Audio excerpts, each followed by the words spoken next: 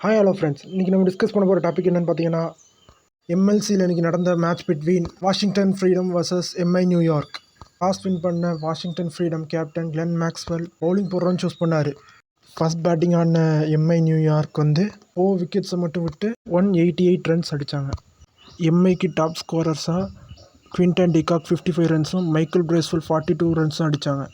189ங்கிற டார்கெட்டை சேஸ் பண்ண வந்த வாஷிங்டன் ஃப்ரீடம் டீம் பார்த்தீங்கன்னா 19.2 ஓவர்ஸ்லேயே 8 விக்கெட்ஸை இழந்து சேஸ் பண்ணிட்டாங்க.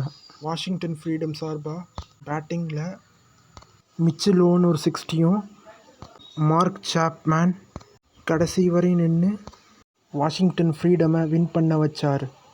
மேட்ச் முடிவில் வாஷிங்டன் ஃப்ரீடம் எம்ஐ நியூயார்க்கு 2 விக்கெட்ஸ் வித்தியாசத்தில் தோற்கடிச்சிட்டாங்க. இந்த வின்னுக்கு அப்புறம் Texas Super Kings and Washington Freedom 6 பாயிண்ட்ஸோட செகண்ட் அண்ட் தேர்ட் பொசிஷனில் இருக்காங்க.